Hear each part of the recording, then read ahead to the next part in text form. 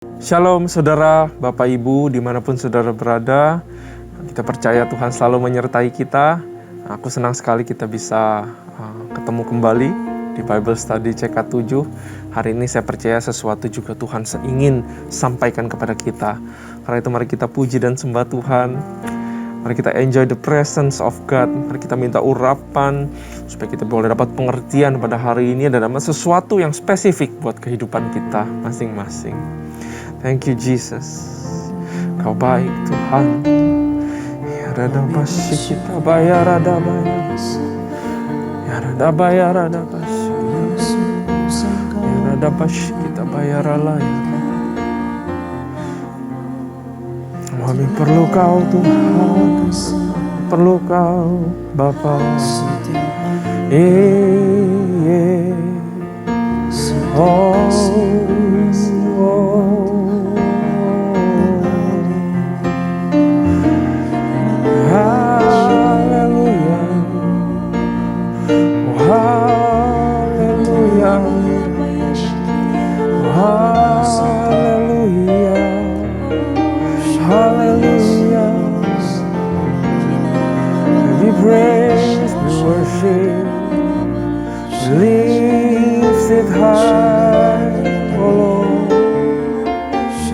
Commit to you, Jesus. Bapa, ku persembahkan tubuhku sebagai persembahan yang hidup, kudus, dan yang berkenan padamu, sebagai ibadah yang sejati.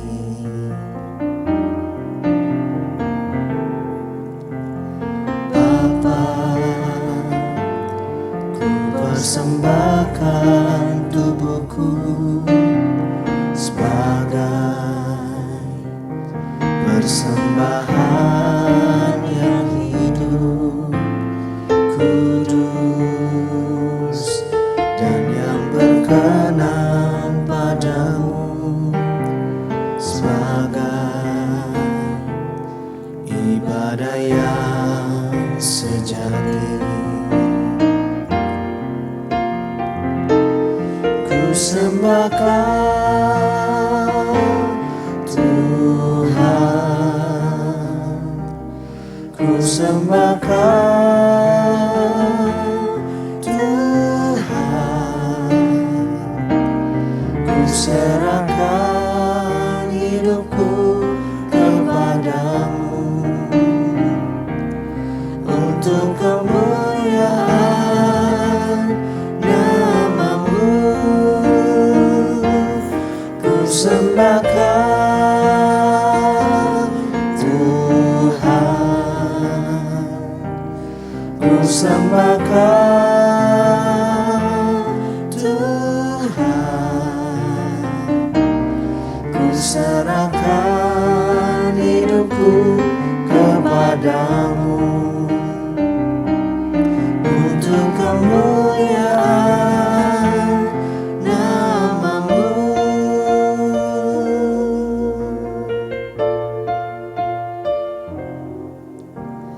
Bapa, ku persembahkan tubuhku sebagai persembahan yang hidup, kudus, dan yang berkenan padamu, sebagai ibadah yang sejati.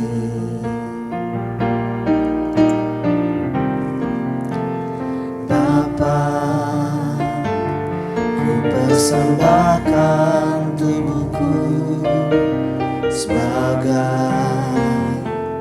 persembahan yang hidup, kudus, dan yang berkenan padamu, sebagai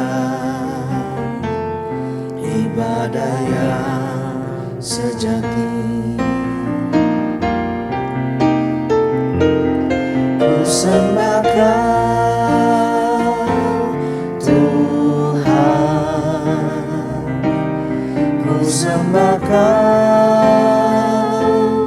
Tuhan, ku serahkan hidupku kepadamu untuk kemuliaan nama-Mu. Ku sembah Kau Tuhan, ku sembah Kau Tuhan,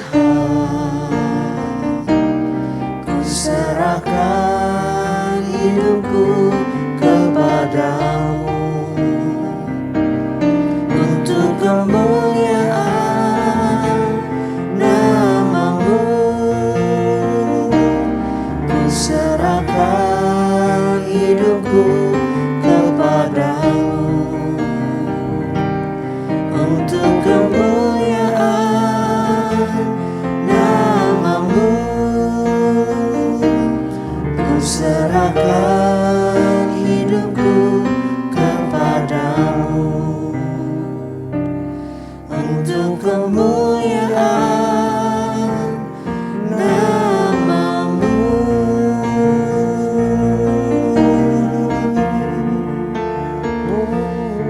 Haleluya. Ini kami Tuhan, Yesus, ini tubuh kami, Yesus, ini hati kami Tuhan. Ya Radabaya, ya Radabaya, Radabaya. keselamatan Oh,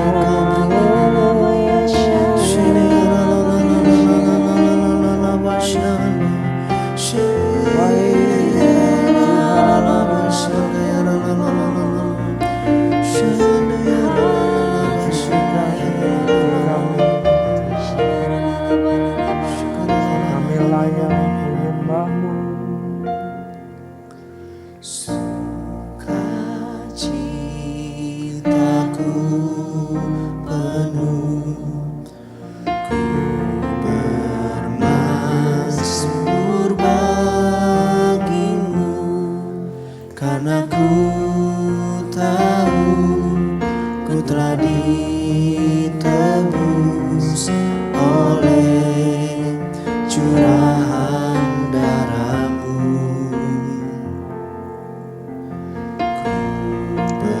Bernyanyi bagi-Mu, ku memuji nama-Mu, karena ku tahu ku berkemenangan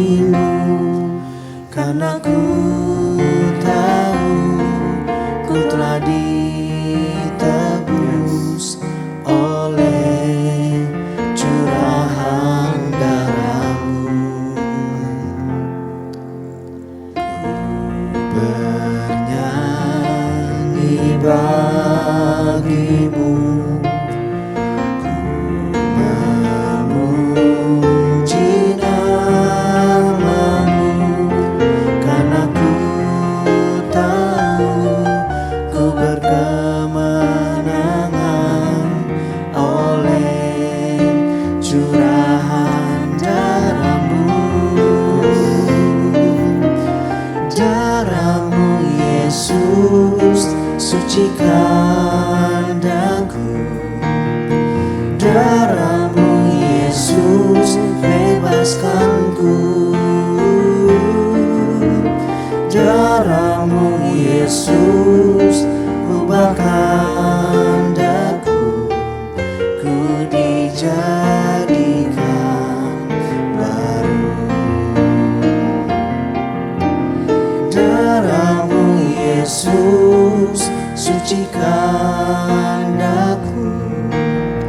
Darahmu Yesus bebaskanku. Darahmu Yesus ubahkan daku. Ku dijadikan baru.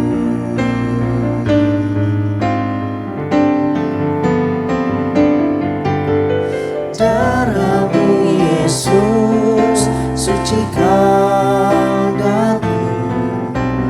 Darahmu Yesus bebaskanku. Darahmu Yesus ubahkan daku. Ku dijadikan baru.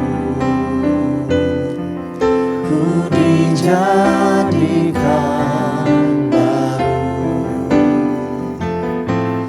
Ku dijadikan baru.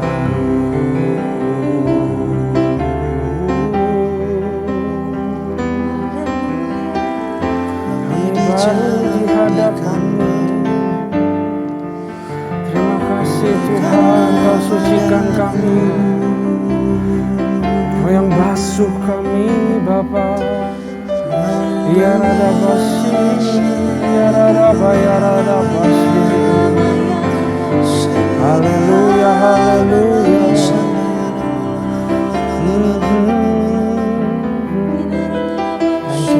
Thank you Jesus. Bapa, perbaharui hati, pikiran kami, terutama apa yang akan kami baca.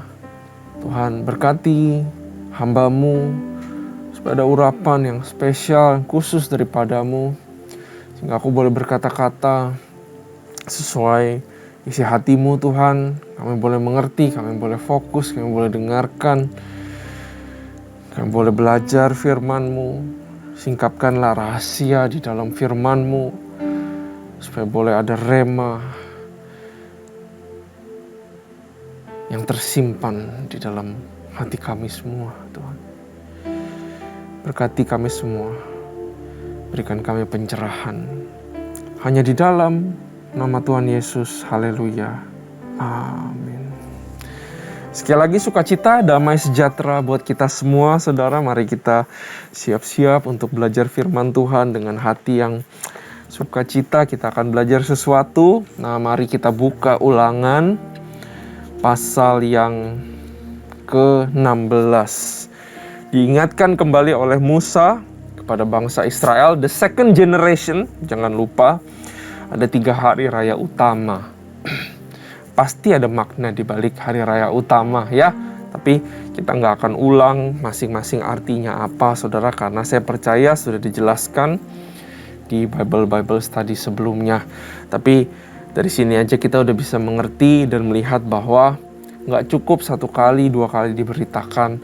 Tapi apa yang namanya firman Tuhan harus terus di-remind. Itu seolah-olah seperti air yang membasuh pikiran kita, yang mengingatkan hati kita, yang mengingatkan kehidupan kita supaya kembali terarah kepada yang benar, saudara. Ya, jadi diulang itu adalah sesuatu hal yang baik buat kita, saudara. Karena itu jangan sampai kita berhadapan dengan firman Tuhan, dengarkan khotbah, dengarkan gembala, ketua komsel, kok diulang-ulang lagi. Semua adalah untuk kebaikan kita. Kalau kita awal-awalnya mentalnya nggak ngeblok, karena ini mah sudah tahu, sudah dengar, maka kita nggak akan dapat apa-apa, saudara. Ya. Tapi kalau kita punya mindsetnya, oh ya ayatnya saya udah tahu, ceritanya saya udah tahu, tapi saya juga tahu Tuhan mau bicara lagi sama saya. Tuhan mau singkapkan sesuatu lagi sama saya. maka kita pasti akan dapat sesuatu, saudara. Amin. Nah, mari kita baca. Ulangan pasal 16, 3 hari raya utama. Ingatlah akan bulan Abib dan rayakanlah Paskah bagi Tuhan. Nah, Abib itu adalah bisa dibilang kalau ini di kalendernya adalah bulan yang pertama, saudara ya. Ini mungkin sebanding dengan bulan Maret atau April, ya, Maret ke April, saudara. Ya, bulan Abib dan rayakanlah Paskah bagi Tuhan Allahmu, sebab dalam bulan Abib itulah Tuhan Allahmu membawa engkau keluar dari Mesir pada waktu malam. Ya, ingat selalu, katanya, kamu dibawa sama Tuhan keluar bukan dengan usahamu sendiri. Ya, itu yang akan membuat hati kita sebenarnya tunduk di hadapan Tuhan, bahwa tidak ada kesombongan dari kita yang keluar, bahwa Tuhan ini kekuatan saya, ini tangan saya, enggak ada. Permulaan kehidupan kita semuanya, saudara boleh diberkati. Sekarang saudara jadi orang besar, saudara punya hikmat, saudara bisa melakukan mujizat, saudara doa sembuh, saudara di kantor jadi pemimpin yang baik, saudara lakukan apapun semua berhasil, keturunanmu diberkati, bisnismu diberkati. Ingat, jadi kacang gak boleh lupa sama kulitnya. Kita semua bisa begini karena dibawa sama Tuhan keluar yang dari namanya perbudakan Mesir atau dosa. Bukan karena kehebatan kita, semua karena kemurahan Tuhan, saudara. Maka engkau harus menyembelih kambing, ayat 2 ya, maka engkau harus menyembelih kambing domba dan lembu sapi sebagai korban Paskah bagi Tuhan Allahmu di tempat yang akan dipilih Tuhan untuk membuat namanya diam di sana. Janganlah engkau makan sesuatu yang berragi besertanya. 7 hari lamanya engkau harus makan roti yang tidak berragi besertanya. Ya, kalau saudara ingat, saya pernah bagikan tentang ragi itu adalah simbolisme daripada dosa, supaya mereka ingat itu ya, karena ragi yang sedikit itu akan mengkamirkan semuanya, sama seperti dosa yang tidak dihandle sekecil apapun bisa menjadi virus yang menggerogoti entiti yang lebih besar. Ya, jangan engkau makan sesuatu yang berragi besertanya. 7 hari lamanya engkau harus makan roti tidak berragi besertanya. Yakni roti penderitaan. Sebab dengan buru-buru engkau keluar dari tanah Mesir. Bisa dibilang penderitaan, tapi sebenarnya adalah sukacita karena Tuhan siapkan sesuatu yang luar biasa. Ya, ini mengingatkan bangsa Israel bahwa ya mungkin menderita, makan roti yang tidak berragi, teringat penderitaan. Tapi penderitaan adalah hanya awal mula daripada sukacita dan kemenangan yang Tuhan akan berikan, saudara. Karena itu bersukacitalah. Aku tahu memang susah, tapi di dalam penderitaan firman Tuhan bilang bersukacitalah. Ya, artinya apa? Ada sesuatu yang baik di depan sana. Jangan fokus sama yang namanya penderitaan. Nah, mari kita lanjut. Maksudnya supaya seumur hidup kamu teringat akan hari engkau keluar dari tanah Mesir. Ayat 4. Janganlah terdapat padamu ragi di seluruh daerahmu. 7 hari lamanya, dan dari daging hewan yang kau sembelih pada waktu petang, pada hari pertama, janganlah ada yang bermalam sampai pagi. Engkau tidak boleh mempersembahkan korban Paskah di salah satu tempat yang diberikan kepadamu oleh Tuhan Allahmu, tetapi di tempat yang akan dipilih Tuhan Allahmu untuk membuat namanya diam di sana. Engkau harus mempersembahkan korban Paskah itu pada waktu senja, ketika matahari terbenam, bertepatan dengan saat engkau keluar daripada Mesir. Engkau harus memasaknya dan memakannya di tempat yang akan dipilih Tuhan Allahmu. Kemudian paginya engkau harus pulang kembali ke kemahmu. 6 hari lamanya engkau harus makan roti yang tidak beragi, dan pada hari yang ke-7 harus ada perkumpulan raya bagi Tuhan. Maka janganlah engkau melakukan pekerjaan semua di stop, karena harus melakukan perayaan, pesta buat Tuhan, karena kebesarannya, karena kemuliaannya. Tuhan ingatin kita untuk bersyukur, untuk selalu bersukacita akan Dia. Ya, saudara. Nah, satu hal yang menarik di sini adalah Tuhan bilang, kalau mau persembahkan korban, if you want to worship, ada caranya. If you want to worship, ada tempatnya. If you want to worship, ada peraturan-peraturannya. That's worship. Yang disembah atau Tuhanlah yang menentukan bagaimana caranya dia disembah dan apa yang dibawa kepada altar untuk dipersembahkan. Itu Tuhan yang menentukan, bukan kita yang tentukan, saudara. Kita kadang-kadang suka tentukan sendiri. Saya rasa ini berkenan di hadapan Tuhan. Tuhan lihat saya sudah berkorban, Tuhan lihat saya sudah lakukan ini, saya sudah lakukan itu. Saya ambil itu sebagai mata uang, valuta untuk tukar dengan berkat atau kemurahan Tuhan. Padahal nggak seperti itu. Menyembah dalam hal ini adalah juga ada act of worship di dalam hari perayaan Paskah. Adalah tentang yang kita sembah, tentang objeknya, tentang Tuhannya. It's not all about us. Worship is not to get something, but to give something out of grace yang Tuhan sudah kasih kepada kita. That's worship. Bukan untuk dapat balik. Salah saudara. Saudara ke gereja, saya ke gereja. Oh, worship. Untuk dapat sesuatu buat kita. That's not worship. Worship is all about Him. Nothing is about us. Kalau ada sedikit aja tentang kita, maka worship menjadi not worth it. Ya. Tapi worth atau nilai bobot daripada worship adalah tidak adanya kita, tidak ada agenda motivasi khusus. Hanya untuk menyembah Dia, merayakan Dia, mengingat kebaikannya Dia, mengingat bahwa Dia yang menebus kita. That's worship, ya. Makanya Tuhan bilang, Musa ajarin lagi, kasih tahu lagi tentang hari Paskah, karena ada makna yang luar biasa. Nah saudara, lanjut ke ayat 9. 7 minggu harus kau hitung pada waktu orang mulai menyabit gandum yang belum dituai, haruslah engkau mulai menghitung 7 minggu itu. Kemudian haruslah engkau merayakan lagi hari raya 7 minggu. 7 weeks bagi Tuhan.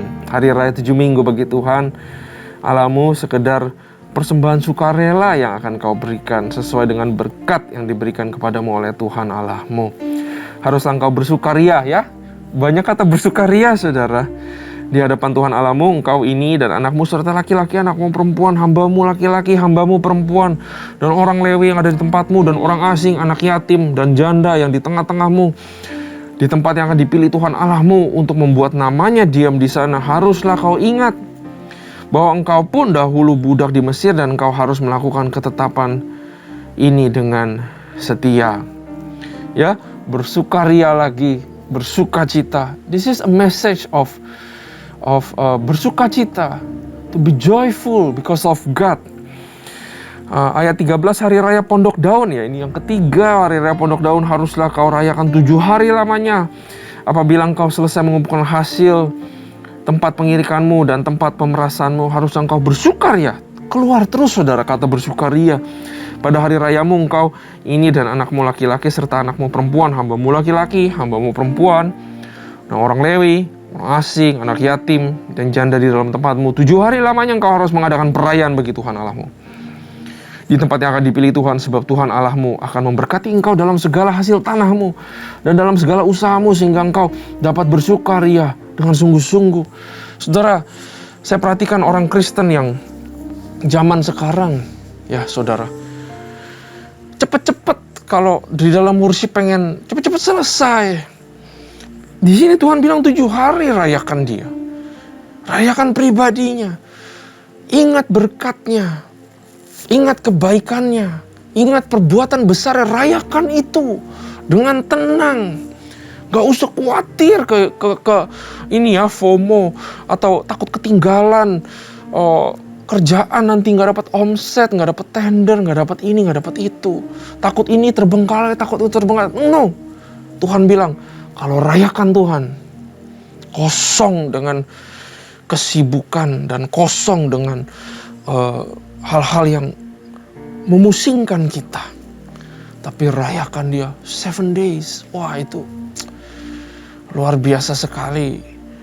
Kadang-kadang aja saya di dalam merayakan Dia, waktu saya praise Tuhan, kadang-kadang suka kepikiran ada masalah, ada hal yang saya harus selesaikan abis ini. Tapi Tuhan bilang jangan khawatir. When you worship Him, when you praise Him, saat di biji mata kita hanya ada gambaran Tuhan, and we want to praise Him, bersukacita, bergembira karena Tuhan, maka Tuhan bilang jangan khawatir, aku akan memberkati kamu. Wah, this is very powerful, ya. Nah, ayat 16 juga very powerful. 3 kali setahun setiap orang Laki-laki di antaramu harus menghadap hadirat Tuhan Allahmu ke tempat yang akan dipilihnya. Ini 3 kali setahun, pasti melambangkan yang 3 hari perayaan ini. Yakni pada hari raya roti tidak beragi, ya kan? Pada hari raya 7 minggu dan pada hari raya pondok daun. Janganlah ia menghadap hadirat Tuhan dengan tangan hampa. Ada 3 hari raya ditetapkan. Sama kayak gereja, ada hari-hari yang ditetapkan sama gereja wakilnya Tuhan di dunia. Ada ibadah raya, ada berbagai macam acara, seminar, tempat di mana saudara tertanam. Juga ada hari raya Paskah, kita rayakan hari raya Natal, Jumat Agung. Banyak yang kita peringatkan ya untuk Tuhan. Tapi firman Tuhan bilang, di dalam setiap momen-momen itu, waktu kita berkumpul dengan para jemaat, dengan para pemimpin, dengan pastors, jangan datang dengan tangan hampa. Ya, tangan hampa ini gak cuma berbicara dengan sedekah, saudara. Nanti kita akan belajar, tapi kita habiskan terlebih dahulu ya. Jadi ingat, jangan dengan tangan hampa, nanti kita akan ke sana lagi. Tetapi masing-masing dengan sekedar persembahan sesuai dengan berkat yang diberikan kepadamu oleh Tuhan Allahmu. Kemudian masuk kepada ayat 18, pengadilan yang adil, hakim-hakim dan petugas-petugas haruslah kau angkat di segala tempat yang diberikan Tuhan Allahmu kepadamu. Menurut suku-sukumu, mereka harus menghakimi bangsa itu dengan pengadilan yang adil. Janganlah memutarbalikkan keadilan, janganlah memandang bulu, dan janganlah menerima suap, sebab suap membuat mata orang-orang bijaksana dan memutarbalikkan perkataan orang-orang yang benar.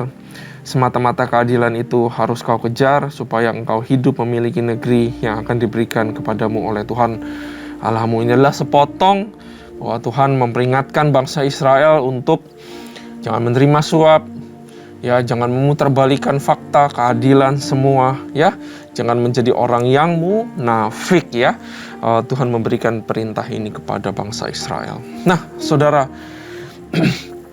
ada 2 makna yang saya mau kita belajar dari sini. Yang pertama adalah 3 hari raya Tuhan berikan pengertian bahwa bersukacitalah selalu, bersyukurlah selalu. Ya, ini adalah Tuhan ajarkan yang namanya Thanksgiving atau bersyukur dan bersukacita karena Tuhan itu sendiri. Di dalam segala keadaan susah atau senang, mari kita belajar untuk bersukacita dan bersyukur karena kita punya Tuhan. That is power in our life. Itu adalah kekuatan. Itu adalah obat penyakit jiwa yang lesu dan letih. Saya tahu mungkin kita menghadapi masalah-masalah. But when we give thanks, when we remember God, because of Him, kita bersukacita. Kita bersukaria. Maka ada kekuatan yang baru. Dan firman Tuhan, di dalam sukacita, di dalam syukur, kita dapat kekuatan. Dan Tuhan itu bekerja, saudara. Ya. Jadi jangan berhenti menghitung berkat Tuhan. Di dalam musim kekeringan atau pergumulan, justru harus belajar menghitung berkat Tuhan. Sekecil apapun, berkat Tuhan adalah berkat. Ini menggambarkan bahwa jangan pernah lelah menghitung berkat Tuhan. Ini adalah musimnya untuk stop komplain. Ini adalah musimnya untuk stop minta-minta, nangis-nangis di hadapan Tuhan. Adalah musimnya untuk stop teriak-teriak karena kita butuh sesuatu. Ya, saya nggak bilang syafaat atau berdoa kepada Tuhan dilarang, no. But when we need something, kita utarakan kepada Tuhan, and then stop. Dan mulai untuk bersukacita dan bersyukur di hadapan Tuhan. Ya, meminta-minta di hadapan Tuhan itu nggak bikin Tuhan, wah iya kesian ya langsung membantu. No. Tapi di saat susah, and we praise Him. Di saat kita nggak ada jalan keluar, and we thank Him. Kita terima kasih kepada Dia. There is power. Apa artinya bersyukur, saudara? Di saat susah, waktu bersyukur, ya, artinya percaya bahwa Tuhan akan melakukan sesuatu dalam kehidupan kita. Waktu penderitaan dan bersyukur, ada iman yang Tuhan baca dan Tuhan cium. Hebat banget ini, lagi susah, lagi bergumul, tapi bersuka cita. That's why kita harus belajar untuk bersuka cita dan bersyukur untuk sesuatu yang belum kita alami, saudara. Kita bersyukur nggak cuma sesuatu yang sudah kita alami, that's natural, that's easy. Tapi kita juga harus belajar bersyukur untuk sesuatu yang kita belum terima. Kita bersyukur untuk sesuatu yang sedang kita doakan. Bapak, aku bersyukur anggota keluargaku yang belum menerima Tuhan, mereka akan terima Tuhan. Aku bersyukur buat itu. Belum kejadian, tapi sudah bersyukur. Kita sedang menyirami benih iman itu, saudara. Dan itu gak bakal keluar, gak bakal selesai dengan sia-sia, tapi akan kembali melakukan seperti apa yang diimankan, saudara. Amin. Jadi berhenti merengek-rengek, berhenti nangis-nangis, berhenti muram, tapi belajar bersuka cita dan belajar untuk bersyukur, saudara. Dan yang terakhir, tadi ingat, jangan datang dengan tangan kosong. Kalau harta yang kamu punya, datanglah bawa sesuatu yang terbaik buat Tuhan. Tangan kosong ini berbicara bahwa datang ke dalam hadiratnya, ke dalam ibadah. Jangan dengan tangan kosong, artinya jangan juga dengan pikiran yang kosong. Ya udah ikut aja, ikut-ikutan. Tapi pikiran juga harus penuh fokus pada Tuhan. Tangan kosong juga berarti jangan datang dengan hati yang kosong. Harus belajar untuk, saya mau datang karena rindu kepada Tuhan. Makanya firman Tuhan bilang, kasihilah Allahmu dengan segenap jiwamu, segenap hatimu, segenap akal budimu, segenap kekuatanmu. Jangan kosong. Datang menghadap Tuhan. Bawa sesuatu kepada Tuhan. Jangan dengan mulut yang diam aja, tapi mulut yang menyembah, memuji Tuhan, dengan hati yang juga terarah kepada Dia, seluruh jiwa emosional terhadap Tuhan, mata yang mengarah kepada Tuhan.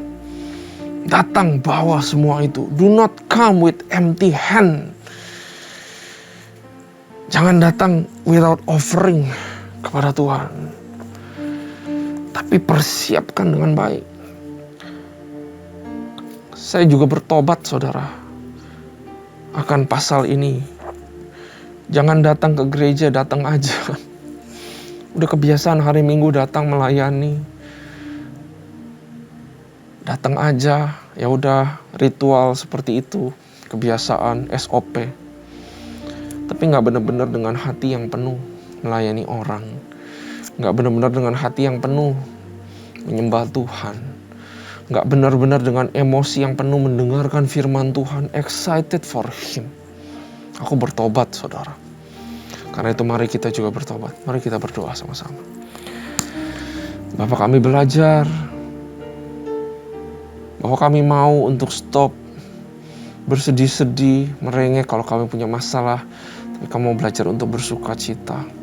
Tuhan, kami juga mau belajar untuk persiapkan segala pertemuan sekecil, sebesar apapun dengan Engkau, Tuhan. Enggak datang dengan empty handed, tapi kami datang dengan segala sesuatu yang terbaik yang kami punya. Kalau kami punya pita suara yang terbaik, maka kami datang dengan nyanyian yang terbaik. Kami mau datang dengan kerinduan yang terbaik, mau cari Engkau aja, Tuhan. Kalau kami sedang banyak masalah, sedang banyak pergumulan, kami mau datang dengan pikiran jiwa yang terbaik. Bahwa bukan untuk dapat sesuatu, tapi untuk dapat Engkau, Tuhan. Saat kami datang untuk melayani, kami datang dengan segala kekuatan tenaga kami. Melayani orang-orang, membangun rumah Tuhan, seperti sedang melayani Engkau, ya Bapa. Ajarin kami itu. Terima kasih Tuhan, terima kasih Bapa. Kami belajar banyak. Berikan kami terus hikmat dalam sesi-sesi Bible Study selanjutnya, supaya kami jadi orang yang berkenan di hadapan Engkau, ya Tuhan. Terima kasih Bapa, hanya di dalam nama Yesus. Haleluya. Amin. Tuhan Yesus memberkati.